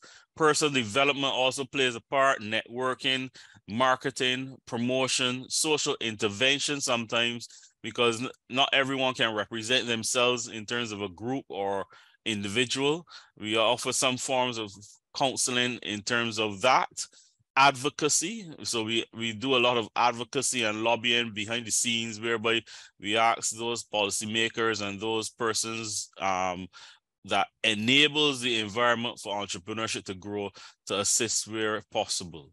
Community engagement, we go into the communities and we offer training, we offer guidance. A lot of the services that we would have mentioned before, we go into the community and see those persons who not necessarily would just reach out to you, but will benefit from the engagement that we would offer by going into the community. And so we do that outreach. We also do some internships, seeing that in Barbados, we have something called a Give Back program as well. And so we use university students and college students to assist us in various ways that we would offer back to the community in those expertise that they would have gained in their educational training. We also offer the virtual incubators. We have some programs that we would discuss a little later on in the presentation that we use in terms of giving them a virtual incubator where you sit down, you work at the different aspects of their business, and we go in that direction. The business development and the business planning advisory, usually that is what I would focus on. And one of my real passions are business models. I really love to see how business models work. I love to see how people implement it. Unfortunately, a lot of businesses in our region don't really take advantage of business models, but it is a very powerful tool in creating sustainable businesses. You look at the access to finance, and that is fairly self-explanatory. My background would have explained a lot of the things in terms of how to get you from your coming to us to the point whereby you are able to access finance and probably some grants. Usually people like to hear the word grant, and therefore they want that access as well. Business support grants, and we have in about 3 categories. We believe that you can go and see other persons that are doing similar things. Previously, before the airline tickets would have gone a bit high, we would offer the assistance where you go, you look and see, let's say for instance, somebody is doing a recycling business and they're doing it overseas. You're going to see how that is done, and you come back and say, well, okay, I can implement it here, and this is what I need to do, and so on. Feasibility, that's related to research. Is it possible for me to do it here? And then there's education. Sometimes you just want a short course, certificate or something, just to do a bit of upskilling, and therefore we offer some support there. And our grants are usually topped out at $1,000 Barbados. Next slide. Right. So over the years, we have undertaken quite a few programs in collaboration with local developmental banks and partners. And one of the most prevalent or successful ones that we would have gone through is the Academy for Women Entrepreneurs.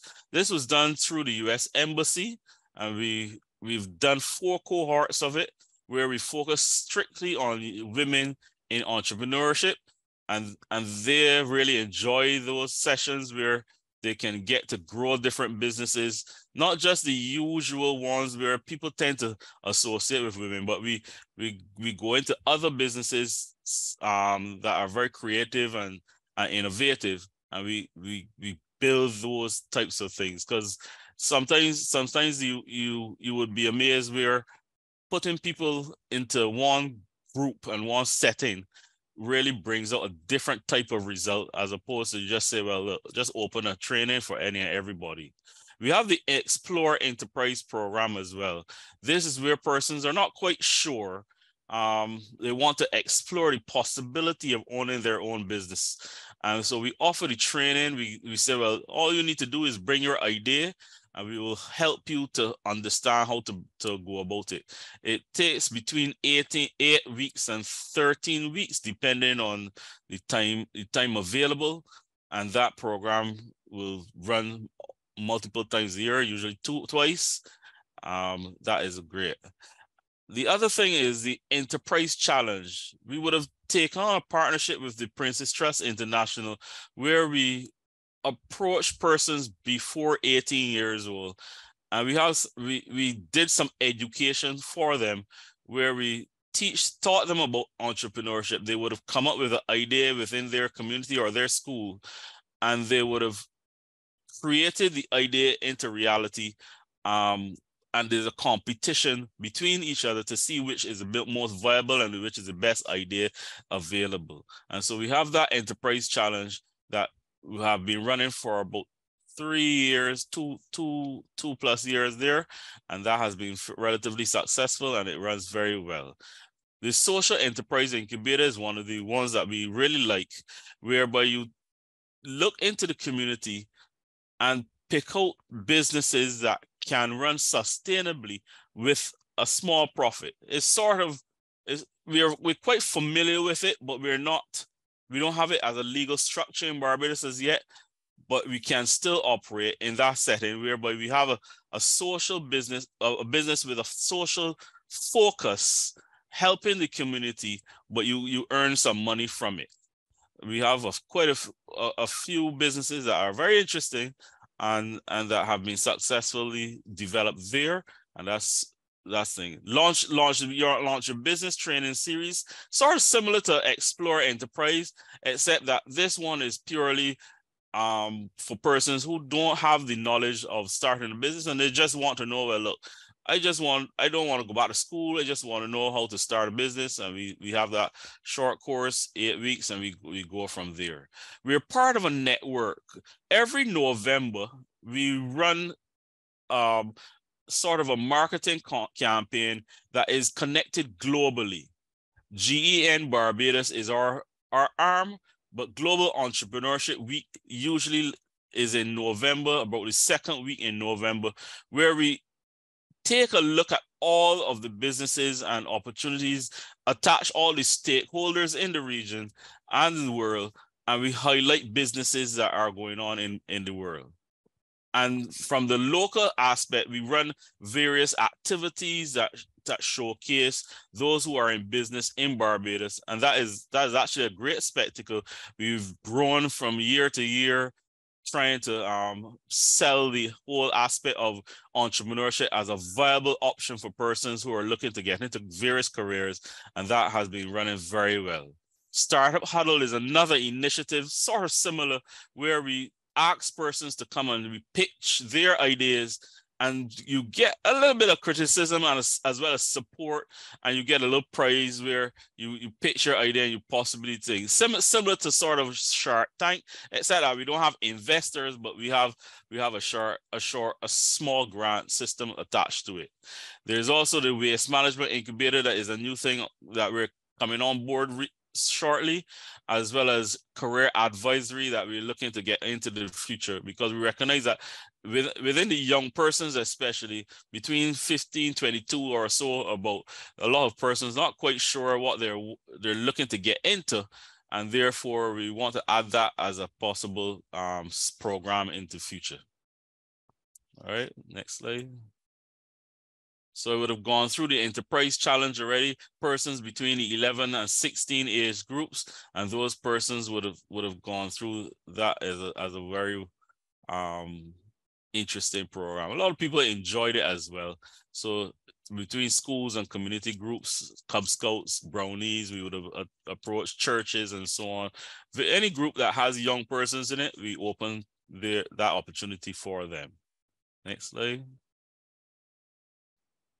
We explore enterprise. We explore, as I said, persons who are looking into self-employment or just simply employment. What are the possibilities? And we look at that with that decision they're coming about. Launch your business. Usually persons, because of legal restrictions here in Barbados, business is usually for persons above 18 years old. We assist persons with the ideas, new startups. Some persons actually have a business already and they just want some restructuring. So we would do some evaluation, test the idea on the market. So it's very interesting. Sometimes they have them go out and come back in and say, well, okay, this is the response I got in the market, and they come back with the various prototypes and products. Next slide. Right, so as I would have mentioned before, so the social enterprise incubator is businesses that are really focused on the social impact. The SCI for short will provide these businesses with training and support to grow their business. We usually attach mentors to them, and mentors, I must say, are persons that are experts, usually above 35, 40 years old, that are willing to voluntarily give back time to helping persons in business to get their business grown and pushed. Okay.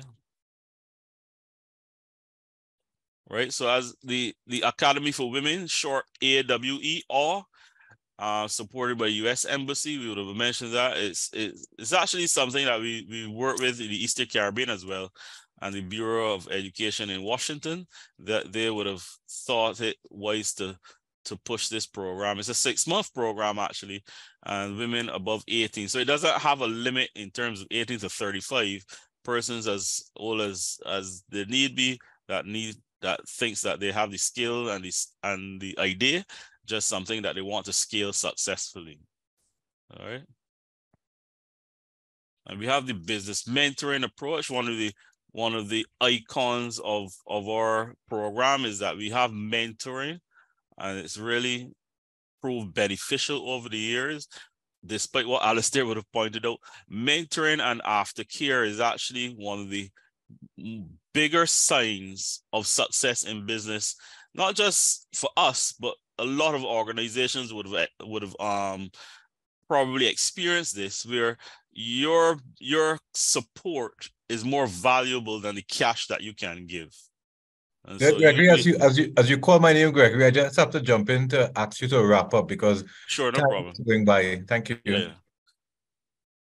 All right, so next slide. Right, so I would have gone through the aspect of progression mentoring as well. And so that includes the personal and career counseling that we would have spoken about for persons transitioning. And this, as I've pointed out before, again, business development support, which I usually do. We meet with the clients, we develop various plans and so on, and we work out things to get them from one place to the next. And they tend to appreciate these two things, business development as well as mentoring. All right. And the startup huddle, we would have mentioned already. In the interest of time, we just move on from here. And the plans in terms of future, we want to streamline our operations. BYBT is currently going under a restructuring in terms of rebranding. Nothing new in terms of the program and our focus, but the focus in terms of the clients will change a bit, and we will want to include persons that are older as well, and focus on various strategies that will assist our clients a bit better. All right. Gregory, unfortunately, I have to ask you to give your final statement here because we have interpreters and they have to close off. All right. So on the whole, our over the years, our methodology at BYBT is to focus on developing the talents and the ideas of persons.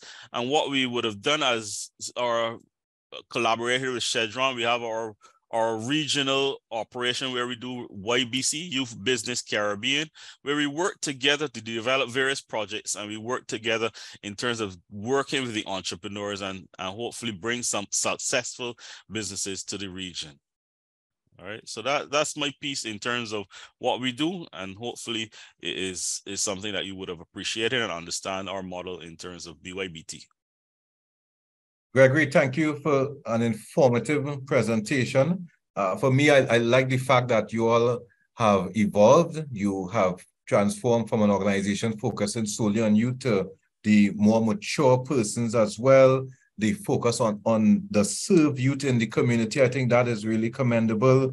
Right. The various programs that you outlined are very interesting, the mentoring and aftercare, because a lot of times we establish businesses and we leave them alone and there's no follow-up. So I'm really happy to hear that the social intervention work, the personal development work, the fact that you indicated that business models are useful for us in the region. I think that's a critical takeaway that we sometimes don't want to recognize, that there are models that we can adhere to, that we can follow to allow us to be successful. So I think that is really useful for us as participants here. The other programs you outlined, the Go and See, the research that you all provide, and the opportunity for persons to do feasibility studies before getting into the business, I think that is also quite informative for a lot of the attendees here today. And of course, we're in a virtual world now. COVID has allowed us to do things differently. You all are providing mentoring skills as well to persons, and they can participate virtually. I think that is also commendable, and the specialized mentoring. And I know you focus on agriculture, so I'm hoping that the attendees here can recognize you can go to BYBT to get that specialized mentoring for specific areas that you're focusing on.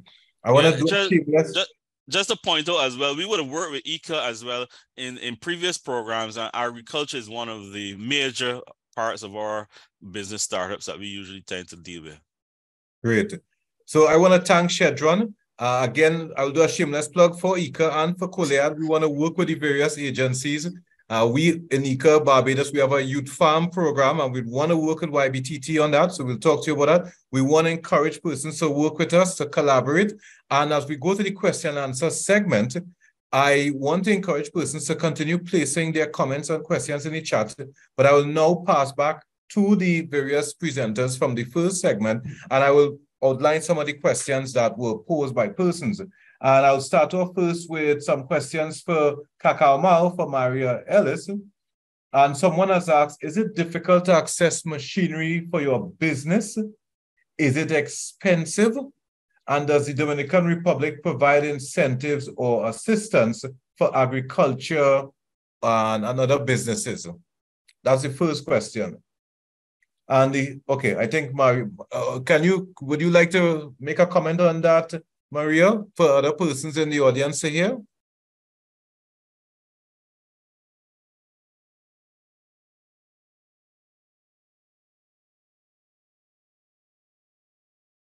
Maria? Cacao, me?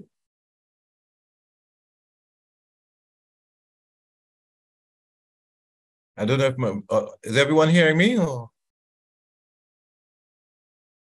Yeah, we're hearing Allister. Okay, Yeah, maybe she's having some challenges. Okay, she had typed that it is expensive and we don't produce machinery, I suppose, in the Dominican Republic. So there's a need to import the machinery. And she's saying, yes, we can have assistance for business and agriculture, but you have to find it. So I suppose, yes, there is support for agriculture and entrepreneurship in the DR. And there were some questions posed to Plant Power, to Lidia specifically. And the question was, what materials do you use to produce meat substitutes? She did provide a response, but I'm hoping that Lidia would be willing to share that response to the entire audience at this point. Lidia? Yes, as I responded to Jessie, we use a mix of mushrooms and soy. That's the base of the meat substitutes. Thank you for that, Lidia. A number of questions were asked to Gilbert. So I'll go to them quickly. I know he did respond to some of them in the chat, but maybe for those persons who came on late, and there were questions related to how soon can you get a return on investment? I'll ask a number of questions, because I think he's familiar with them. And someone asked, why do we have to go indoor when we have good growing conditions in the Caribbean? Also, a question was asked, are the facilities hurricane resistant? One of our colleagues asked, what stage is the project at in terms of Eeden Farms? And also, what type of fertilizer is utilized for these operations? And what is the source? Gilbert, any comments?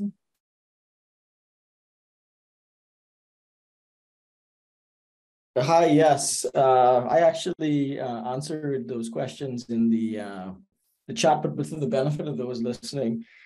So hydroponic farming, indoor hydroponic farming makes sense in the Caribbean because it provides more predictability around harvests and allows for year-round production, which actually has the impact of price stability rather than having shocks in the market.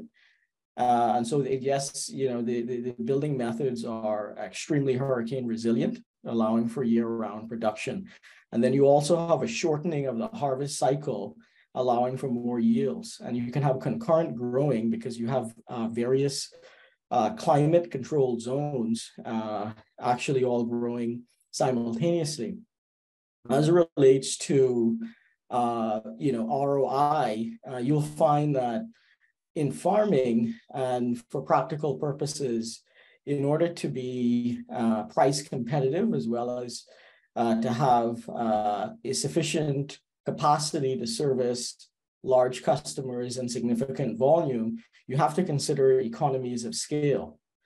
And so with economies of scale, you're able to control costs and lead to better unit economics, which ultimately turns into very positive ROIs, impressive compound annual growth rates, definitely a very positive internal rate of return, and all of the metrics that you would look at when you're doing business planning. But of course, when you look at the upstart costs, when you are growing at scale, definitely you have to be resourceful in terms of paying for the CapEx, the capital expenditure. And I've heard many great funding opportunities listening in.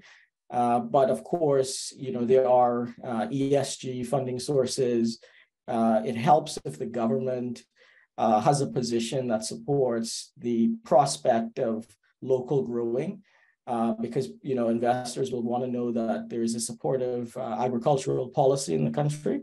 And then, of course, there are regional banks, development banks, that have a mandate to not just consider businesses that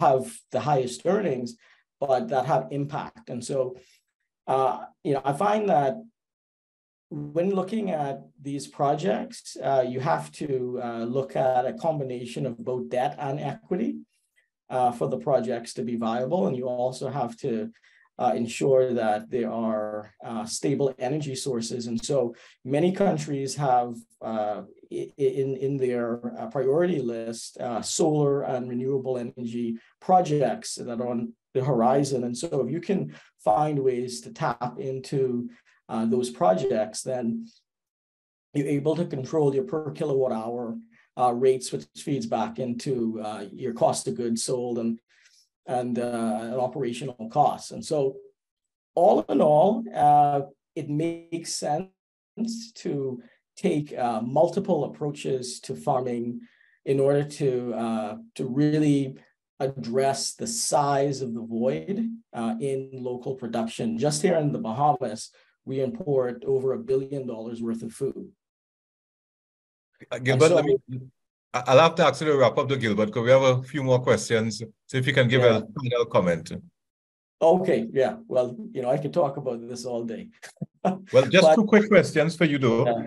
The source of the energy, if it's solar, and what stage is the project at? If you can tell us that quickly, thank you. So we're on target for Q4 of 2024 for the large indoor facility. We currently have container farms, but our intense planning is around that Q4 2024 period of time. And what was the other question? Source of energy, is it solar? Yes, it's solar. You also need some redundancy as it relates to generators and battery backup, and it has to, you look at different grid-tied solutions as well. But it is solar, yes. Yeah, thank you for that, Gilbert. I want to go to Gregory now. There's a question where someone has asked if there's collaboration with entities outside of Barbados, and someone also asked if there's collaboration with organizations in Jamaica. Well, we actually have a Jamaican Jamaica Youth Business Trust. Currently, we're examining the operations there, but yes, we have the opportunity to collaborate with persons outside, depending on their ability to do so. Thank you for that. Keisha has asked if she wanted to get more information on the AWE program. And I suppose in response, maybe you can just share with her your contact information so that she can get more information on the program. I know you discussed it in the presentation, but maybe you can just quickly touch on it and then share your contact information. Right. I'll just share my email in the chat. You can email me if you have any further things. If you want my number is... You can type it in the chat. That would probably be easier. So. Right, yeah. So that my contact information is their email and number associated with, and you're free to WhatsApp as well. So. Oh, and Allister, I think Teesha is from Trinidad. You can just search on Facebook for AWE Trinidad or AWE if you want directly with them. Fantastic. Colleagues, I think that brings us to the end of our question and answer period. Time is against us, regrettably. Even as Gilbert said, I know we can continue talking for the entire day, but we have to recognize some of our colleagues are in Europe and they're 4 to 6 hours ahead. I want to encourage all the participants, all the presenters rather, to share their contact information in the chat, their Instagram handles, Facebook, website information, so we can follow you. I want to encourage participants, attendees, get more information, go out and purchase the products that we've seen here today. Request more insight on what is happening by the various support agencies. We want to move forward and build the agribusiness sector. So before we close off, let me give each presenter 20 seconds to wrap up and quickly give us any final comments. I want to start off with Maria. Any final comments first in 20 seconds? I don't know if Maria is back on. Maria? Okay, go ahead, Maria. Hello. 20 seconds. I'm here. Hello. No, thank you for everything. And I'm here to respond any question or to help anyone that is in the same business or anything that anyone wants. I am here and thank you for everything. And to ship your chocolate to us. Next person, 20 seconds, Lidia.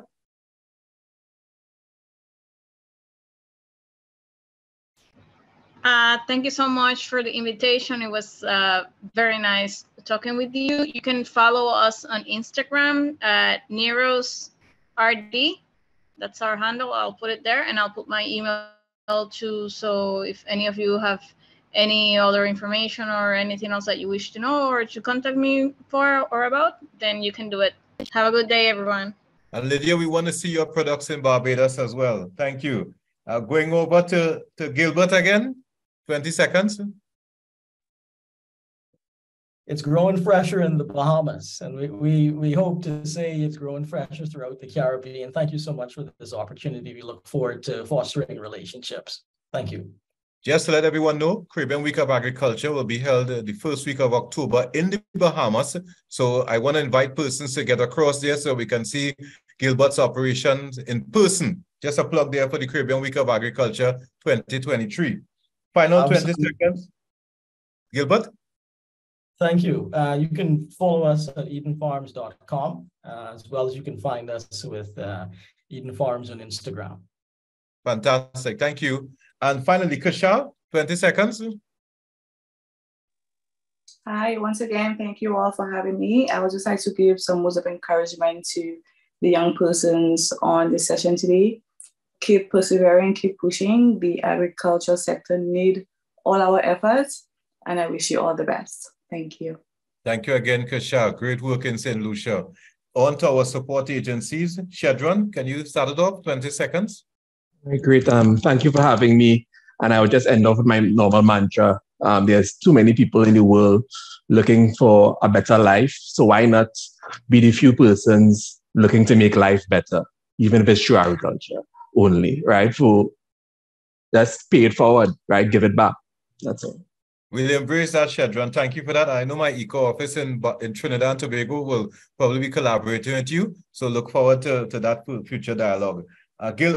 Sorry, that's Gregory. Gregory, can you close us off? Last 20 seconds. Thank you very much. One of my main inspirations is that I work in something that I'm very passionate about, realizing your true potential, and you explore all of your talents in entrepreneurship. So whole firm, and it's hard work, but it's very rewarding. So reach out to any organization that allows you to explore your full potential. Thank you for that, Gregory. Parting comments, whole firm. I like that. That was shared by Gregory. And we intend to hold firm. And he said, reach out to us, collaboration. On behalf of my colleagues at COLEAD and my colleagues here in IICA, I think this has been a fantastic session. This shows the value of collaboration. This information, as I said, is a powerful currency.